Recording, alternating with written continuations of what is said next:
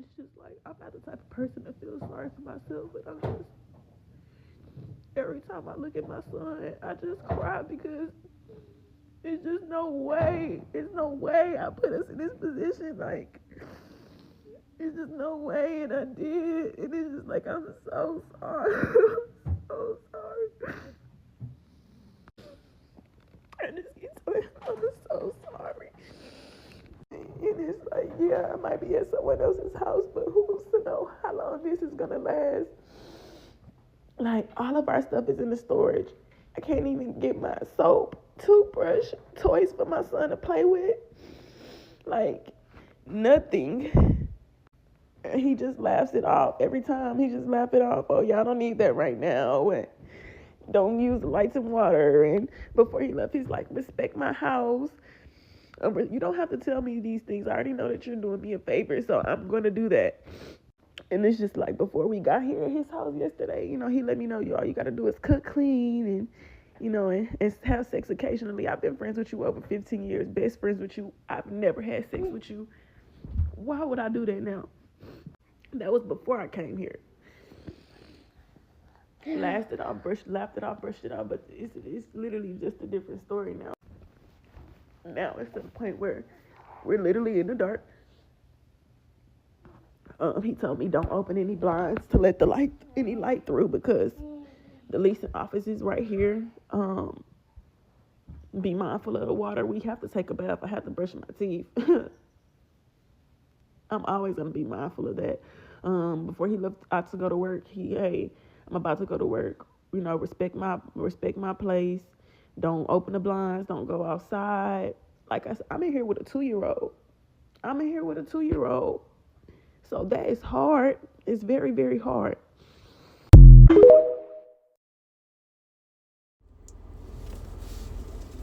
Good evening, gentlemen, and a few of you ladies that may be listening. This is Spiritual Art of War, back at it again with another episode. And this time we're going to talk about the video that you just seen is actually from a TikTok. A woman who has a 2-year-old child is living with a guy that she wasn't even interested in, someone that she calls a friend for 15 years. And she was on the verge of homelessness, and he basically took her in.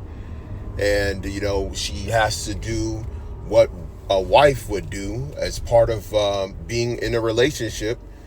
And, she's in a bind,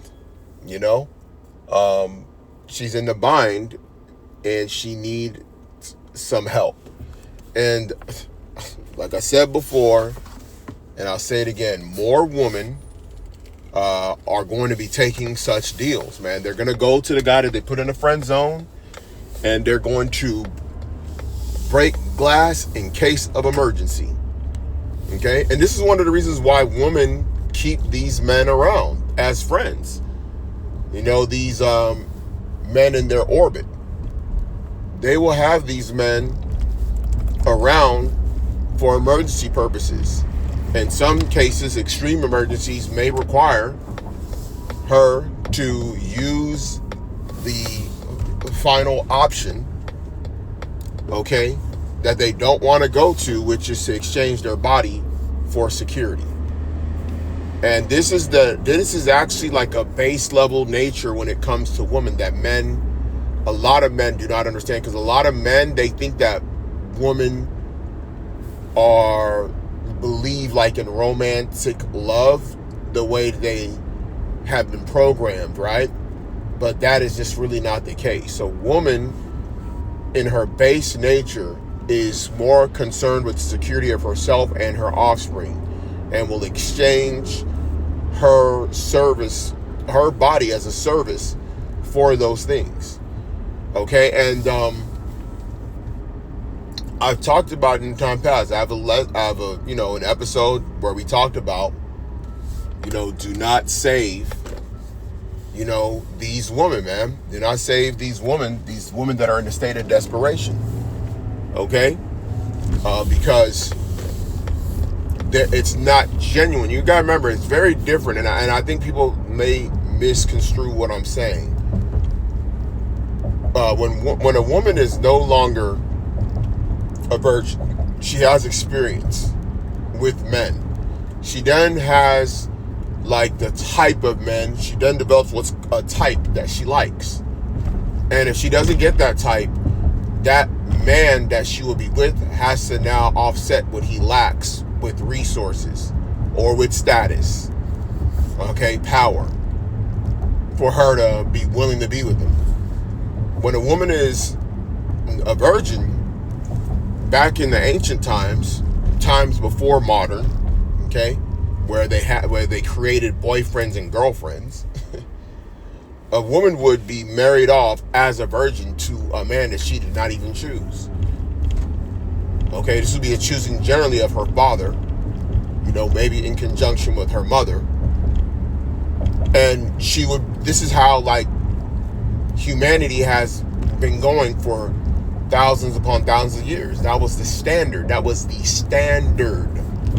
And women were capable of doing that because they're psychologically wired differently than men. Okay? So why did that work? That worked because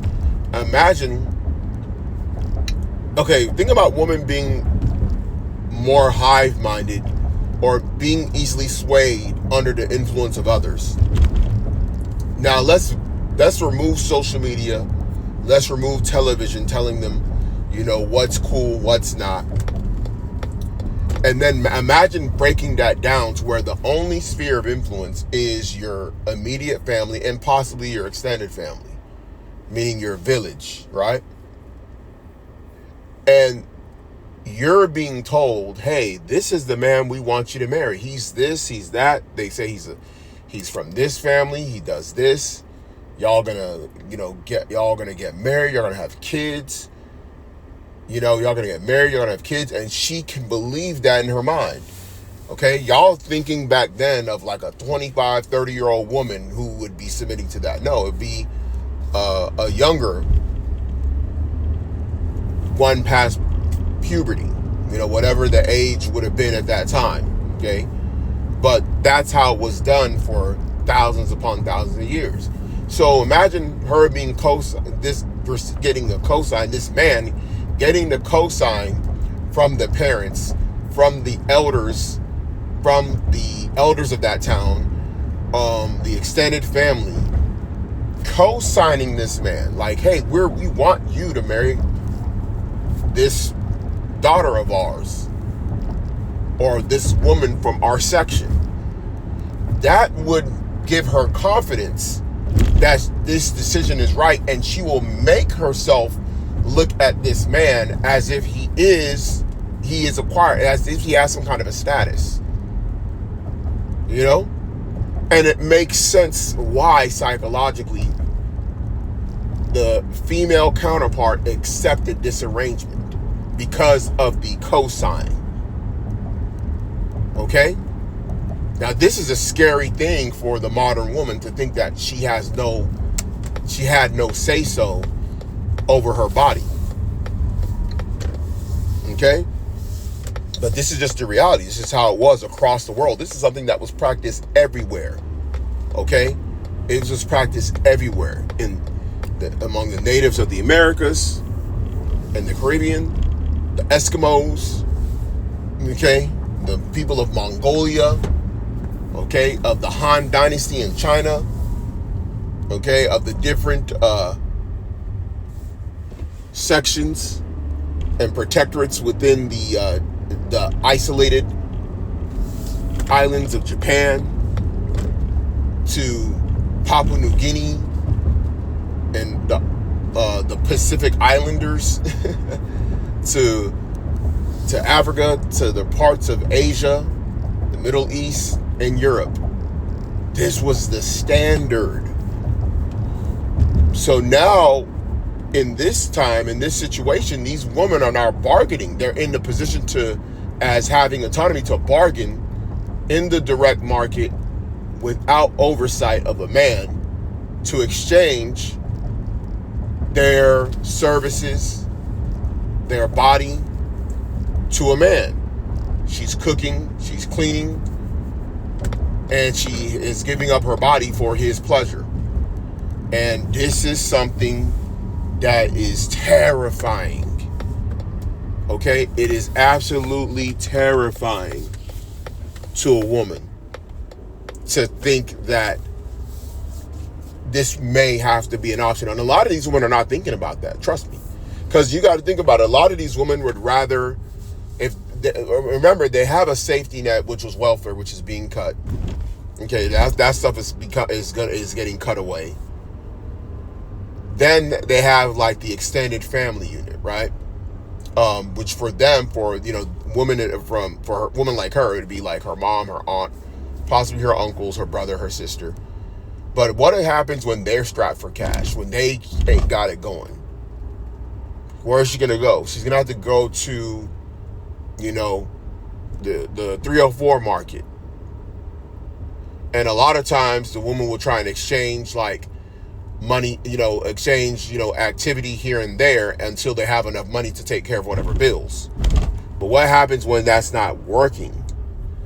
Now the break glass in case of emergency. Okay, the friend zone, the longtime friend zone, the man that she knows really truly cares about her. Held her down, saw her go through breakups, in and out of relationships. And she's like, you know what? I'm going to hit him up. And she probably expected him to be like, listen, you can stay with me, look after your kid. But he's like, nah, I'm going to put a bargain in here. I need some of them goods. I need some of them yams. I need to have some of what I've been missing out since middle school, since you've been curving me all these years. And now I have an opportunity to get it. You need to exchange that.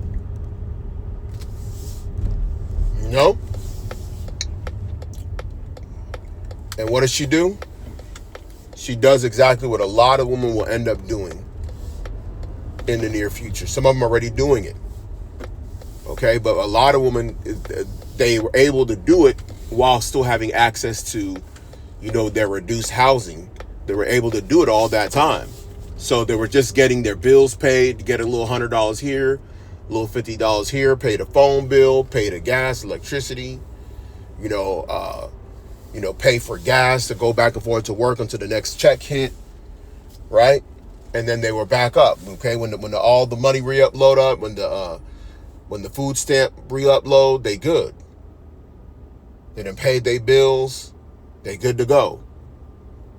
That stuff ain't happening. It's not gonna be happening like it used to. And this is where things is gonna get scary. So this is really like the stuff that's a lot of people. Winter is coming, man. And you got these single mothers. They thought that their Uncle Sam was always gonna have their back, but it's going to be a lot more of these type of women slipping through the cracks. And like I told y'all before, you can go back to my older videos. More women will be abandoning their children. They will be deleting them. They will be throwing them in dumpsters. They will be leaving them with the grandma and not coming back to go pick up the child. They're gonna go. I'm telling you. Y'all need to study. You need to study what the infant mortality rate was prior to legalized abortions. Isn't it funny how the infant mortality rate went down after abortions were legalized? Food for thought. You do the dishes. Let me know what you think in the comments. Like, share, subscribe, and I'll catch you on the next episode. So when do I get my advance? Oh, I don't know. Tomorrow, maybe the day after. Look, Nate, before I do this, I want my check. Hey, whoa, look. You not getting no check from me until I'm done, you understand? This ain't right. It's not even worth it.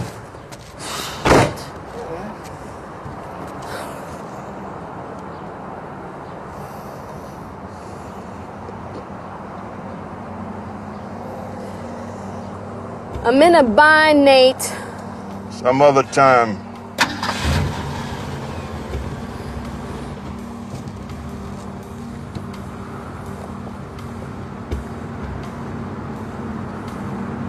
I really need this money, Nate.